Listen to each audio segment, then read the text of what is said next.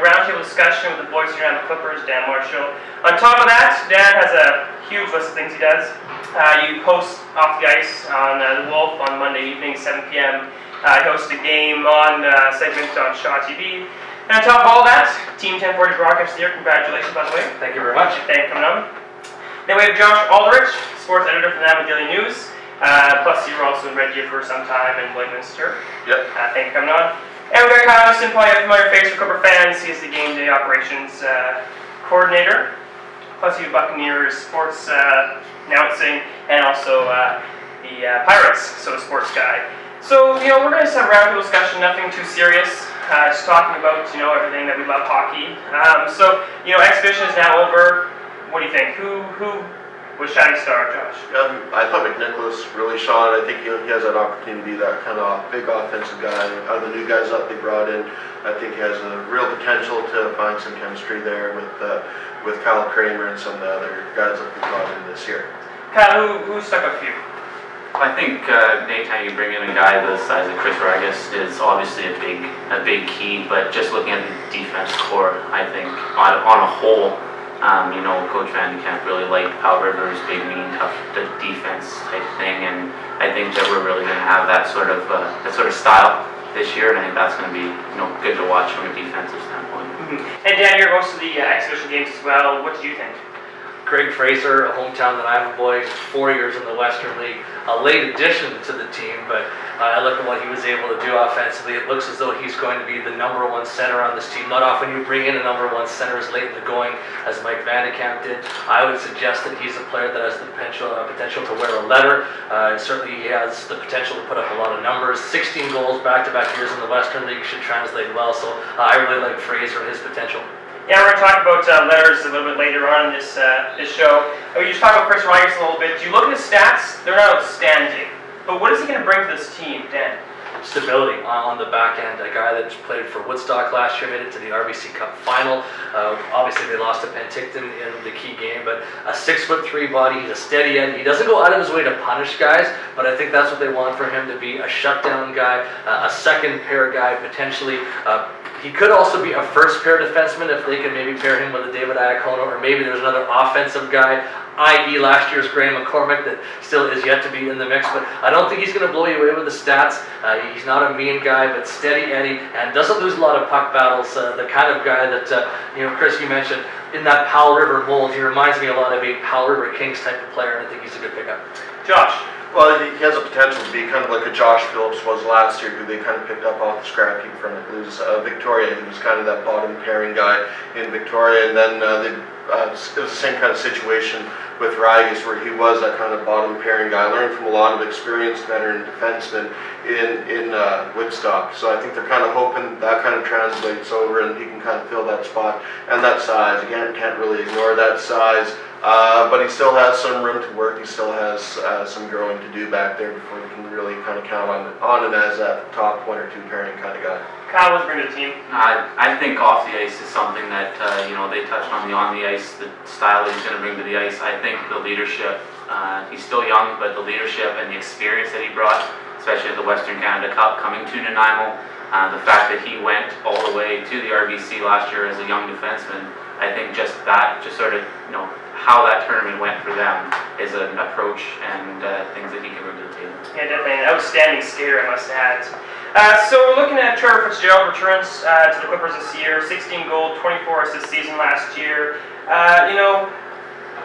It keeps building his years. He keeps getting better and better. Is this going to be another great year, Kyle?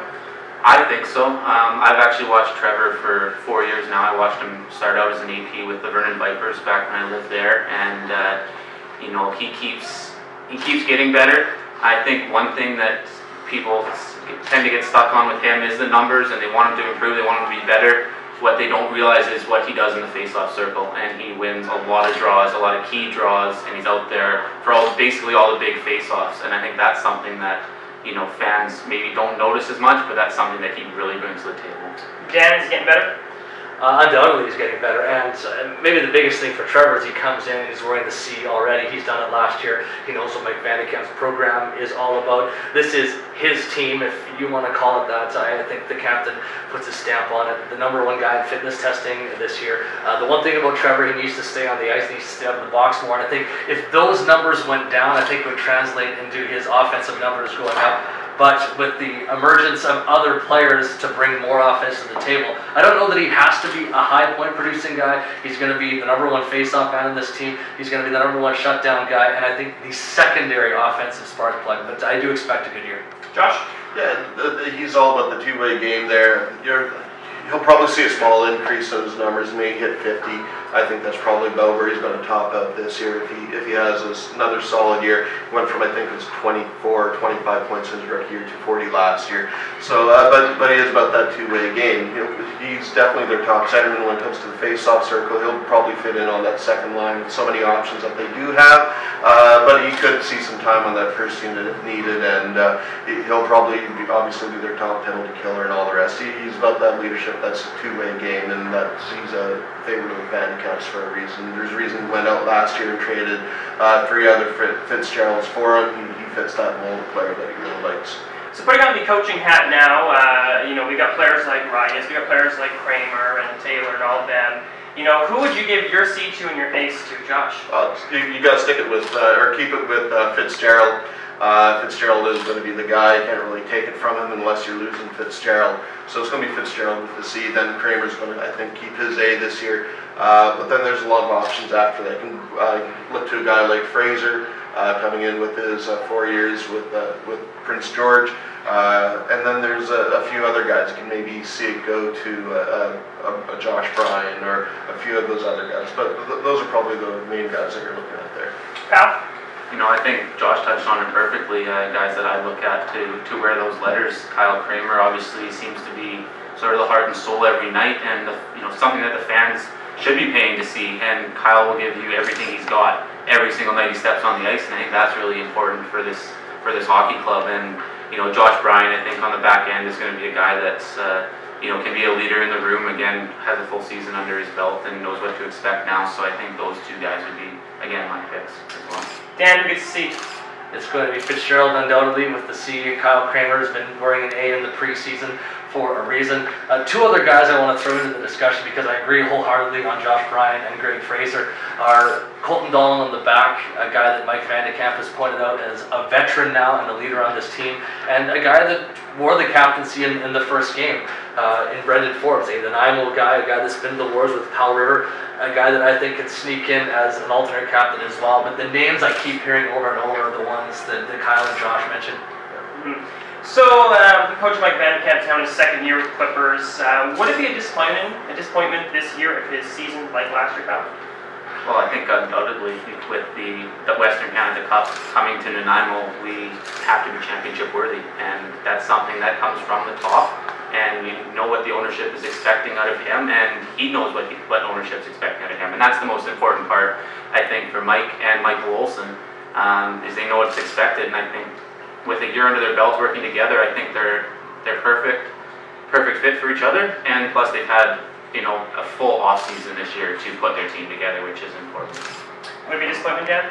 Undoubtedly, this is a year where it's championship or bust for the Nanaimo Clippers in terms of their expectations. And every year, every team goes up to try and win a championship. But I think this year, especially knowing that the Western Canada Cup is going to be here, this team is looking to finish first in the new Island Division. Now, the Coastal Conference doesn't shake down the same way, but they expect to be in that conversation for first place and certainly to be a playoff championship type team. Will they win the BC Hockey League? Will they win the Fred Page Cup? We don't know, but they want to be in that conversation and be at least a league finalist and have the chance to come and be a Western Canada Cup team, having gone down that road, being battle tested. So I think if you could see this team, if they don't finish in the top 2 in their conference, if they don't make it to a league final, it's going to be disappointing. It's not just about last year, it's about loftier goals. Josh? Well, absolutely. It'll be a disappointment if they finished 1 game over 500. They got a few things working in their advantage this year. I think it's 4 teams in every division make it into the playoffs. So only if they finish last in the division, then they're in trouble, then they miss it all. So there's still a potential for them to build as the year goes along. Also, you got to look at all the other teams in the division. They're going through a lot of turnover, even Powell River, although Powell River always seems to find a way to be a championship level team, but their back end, they graduated most of their back end last year. So there's that potential for them to be one of the top teams in the division. So the Western Canada Cup, coming to Nanaimo, the inaugural one, what does it mean for the city? Not this team, not the Clippers, but the city, Dan. Hopefully a rejuvenation of hockey interest. The glory days, the 04 Doyle Cup, going to the RBC, winning the Fred Page in 2007. And then the team went to a league final of the Fred Page Cup, lost to Penticton in 2008. But since then, people are starved for a winner in this town. They're used to it, certainly through the 2000s, so many great years, right up to 2008. So I think people want to jump on the bandwagon and get on board. They want junior hockey to be back. If there's no NHL hockey this year, people want somewhere to go on a Friday and Saturday night and have something that they can cheer for and invest in. And I think this year for Nanaimo hockey fans is maybe just about reinvesting. Josh? Absolutely. And it's reinvesting, but it's also reinvesting in the community. A tournament like this brings a huge economic impact to the community in terms of 7 figures. So it's a week-long tournament or 10-day tournament, and you bring people from all across Western Canada to it. I've covered Allen Cups, and Lloyd Minster Allen Cup is the senior AAA national championship, and the entire community gets behind something like that. It's really neat to see, but that economic impact is going to be huge. Okay. Basically everything these two guys have just said, and it's something that, as an organization, we sort of make it's not a plea to the fans, but it's a call out to the fans to come back and give us a shot, right? We had, last year it was a short off season for the coaching staff and a long season for all of us as members of the organization. And I think this year, with a little more certainty in everything in the on-ice product and a totally, sort of rejuvenated, if you will, off-ice product, in-game experience type thing that we're looking to do, I think that should really be huge for this organization. Yeah, and so talk about the fans, you guys have called the games, you've run about the games, you've practiced here for forever. Why should the fans try to watch? Well, I look at it as a local. We got a local flavor. You've got Brendan Forbes from Nanaimo, Greg Fraser, Brendan Taylor, those guys. Kyle Kramer is just from down the road in Qualicum Beach. So there's a local flavor there, and again, it's going to be something that's, I think, is going to be an exciting product to watch, and with more offensive output than maybe the fans were hoping for last year that didn't get. But I think it's going to be a totally different experience. Josh? Well, it's a look at the future. It's the best hockey in town. So any hockey fan, if they want to watch good hockey, this is where it's going to be. Whether it's that good hockey's coming from the Clippers or the visiting team that's in town that day, the league. It's not the WHL or a CHL team where they're the top developmental league in the world, but they still produce a lot of top-end players that go on to college and then on to into the NHL. Guys like Jason Garrison, for example, who's playing with who's signed that big contract with the Canucks this offseason. Yeah. Well, and I think what Josh touched on there is, I think what this organization is trying to do is bring back the days where a Jason Garrison, a Colin Greening, a Matt Irwin, a Raymond Swada, where those types of players are here for the fans to enjoy. You look at the acquisition, and Josh talked about him earlier, of a guy like Michael McNicholas, who has NCAA scouts already drilling. He's going to be playing at that level. The Clippers hope later than sooner, but he's an NCAA-bound guy. You bring in a guy like a Steve Halad, the sky's the limit for this guy. And the hope is that we'll see some players that once again have those NHL ties start to build, and you can watch those players at their junior level when they're still trying to make it. And that's really what junior hockey's all about, seeing those guys before they make their step. I know we can talk about hockey for hours and hours, but sadly YouTube doesn't let us to. We thank 3 of them. Dan Marsh, the voice of Nanaimo Clippers, 106.9 The Wolf. You can listen to them all the away games and home games. First one is September 8th. September 8th, PCHL Showcase. PCHL Showcase. You can catch all the newspaper articles from Josh Aldrich, NanaimoDailyNews.com, or in the print editions, and obviously you come to Clipper games, you can see Kyle or the Buccaneer games as well. As a reminder, the home opener game is September 15th to Save On Foods, and then on September 28th, Bill Bessa, back town, which should be a great game for everyone. It's also the Toonie Toss for Big Brothers, Big Sisters. And the first actual edition of Clippers TV will be on September 17th, where we'll have player reviews as well as talking to coaches and other people For myself and these three gentlemen, I thank you for watching. Have yourselves a good night.